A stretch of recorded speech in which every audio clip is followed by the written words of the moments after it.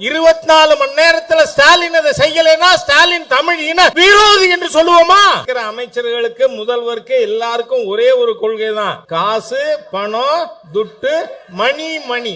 மு.க. ஸ்டாலின் அவர்களுக்கு தமிழ் பற்று இருக்குமானால் உங்கள் குடும்பம் நடத்தி கொண்டிருக்கின்ற வேளச்சேரி சன்ஷைன் மாண்டிசோரி பள்ளியை உங்கள் தகப்பனார் உருவாக்கிய சமச்சீர் கல்வி கூடமாக மாற்றுங்கள். 24 மணி நேரத்தில் ஸ்டாலின் அதை செய்யலைன்னா ஸ்டாலின் தமிழ் இன விரோதி என்று சொல்லுவோமா?